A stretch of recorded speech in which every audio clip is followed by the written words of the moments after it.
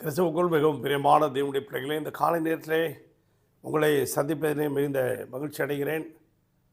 இன்றைக்கும் தியானத்துக்கு எடுத்துக்கொண்ட வேதவசனம் சங்கீதம் 66வது சங்கீதத்திலே நாம் பார்க்கும்போது 12வது வசனத்தை நாம் பார்க்கிறோம்.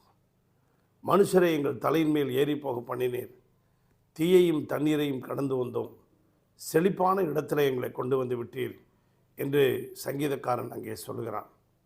ஆம் பிரியமான தேவனுடைய பிள்ளைகளே, ஒவ்வொரு வெற்றிக்கும் பின்னால், ஒவ்வொரு செழிப்புக்கும் பின்னால், ஒவ்வொரு உயர்வுக்கும் பின்னால் பல தோல்விகள், ஏமாற்றங்கள், பல வருத்தங்கள் சந்தித்த தலைவர்கள் உண்டு. அப்படியாக இந்தியாவிலே முதல் பெண் மருத்துவர் என்ற அந்த பட்டத்துக்கு உரிமையானவர்கள் அருமையான தேவனுடைய பிள்ளைகளே முத்துலட்சுமி ரெட்டி என்பவர்கள். புதுக்கோட்டை மாவட்டத்தை சேர்ந்தவர்கள். அவர்கள் முதலாக கல்லூரியிலே, மருத்துவக் கல்லூரியிலே வந்து சேரும்போது, சிட்டிக்கு நகரத்துக்கு வந்து சேரும்போது அங்கே கிராமத்தில் உள்ளவங்களெல்லாம் தூற்றி தெரிஞ்சாங்க.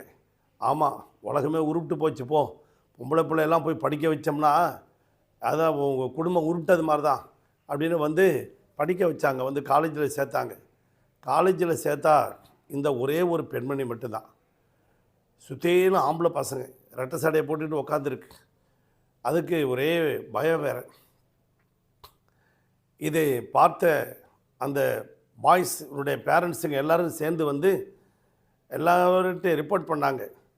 இந்த ஒரு பொம்பளை பிள்ளை எதுக்கு வச்சுருக்கேன், எல்லாம் எங்கள் பசங்களாம் கெட்டு போயிடுவாங்கன்னு சொல்லி அந்த பொம்பளை பிள்ளைய முதல்ல நீங்கள் டிஸ்மிஸ் பண்ணுங்க அப்படின்னாங்க.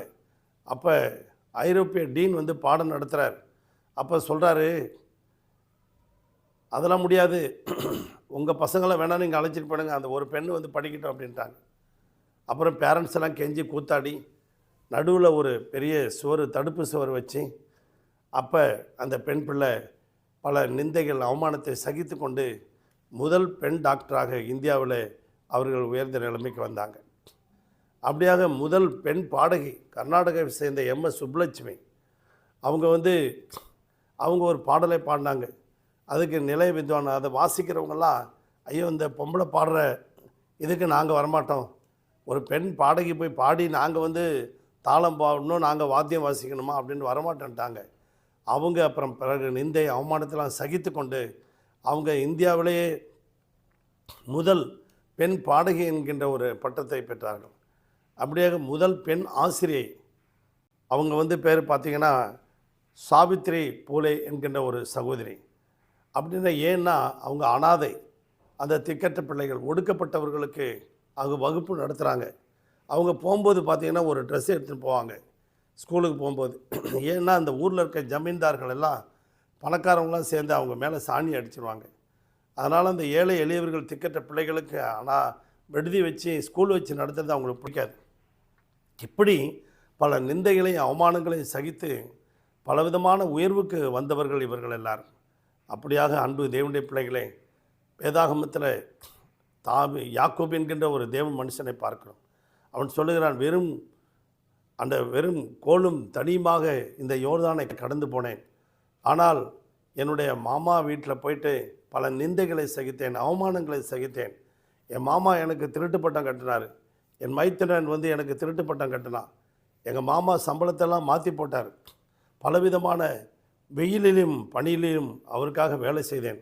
ஆனால் இப்பொழுதோ திரும்பி என்னுடைய சொந்த ஊருக்கு வரும்போது இவ்விரு பரிவாரங்களோடு நான் கடந்து வருகிறேன். இவ்விரு பரிவாரங்கள் என்பது 2 நாட்டு ராஜாவுக்குரிய சொத்துக்கு அடையாளமாக அவன் யாக்கோபு சொல்லுகிறான். ஆம் பிரியமான தேவனுடைய பிள்ளைகளை, யோசேப்பினுடைய வாழ்க்கையிலும் பல நிந்தைகளை, அவமானங்களை சகித்து அவன் கடந்து வந்து கடைசியில் அரியணையில் ஏறினான். அவன் கடந்து வந்த பாதைகளுக்கு பின்னால் பலவிதமான சோகங்கள் மறைந்திருக்கிறது. அன்பு தேவனுடைய பிள்ளைகளை, தாவீதினுடைய வாழ்க்கையிலும் அப்படிதான். அவனுடைய தாய் தகப்பனை கைவிட்டார்கள். பலவிதமான சகோதரர்கள் எல்லாரும், அவர் சொல்ல, சகோதரர்களுக்கு நான் வேற்று மனுஷன் ஆனேன், தெருவில் இருந்தவர்களுக்கெல்லாம் நான் மதுபான பாடலான் பெரியனா ஆனேன் என்று சொல்கிறான். கடைசியில் அவன் சமஸ்த இஸ்ரவேலுக்கும் அவன் ராஜாவாக மாறினான். இந்த சத்தத்தை கேட்டுக்கொண்டிருக்க அன்பு தேவனுடைய பிள்ளைகளே, உன்னுடைய உயர்வுக்கும் உன்னுடைய வெற்றிக்கும் உன்னுடைய பலவிதமான சாதனைக்கும் பின்னால் ஒரு நிந்தை அவமானங்கள் இருக்குது. அவைகளெல்லாம் சகித்து வந்தால் தான் இப்படிப்பட்ட இடத்துக்கு நாம் வர முடியும். உங்களுக்காக ஜெபிக்கட்டுமா? பரலோக பிதாவை, இந்த சத்தத்தை கேட்டுக்கொண்டிருக்க ஒவ்வொரு பிள்ளைகளையும் ஒவ்வொரு குடும்பத்தையும் ஆசீர்வதியும். அவருடைய தேவை, அவருடைய விருப்பம் எல்லாவற்றையும் நிறைவேற்றும் ஆசீர்வதியும். ஒரு குறைவில்லாமல் நடத்தும், வேலையெடுத்து பாதுகாத்துக் கொள்ளும். இயேசுவின் நாமத்தில் பிதாவே, ஆமென். God bless you.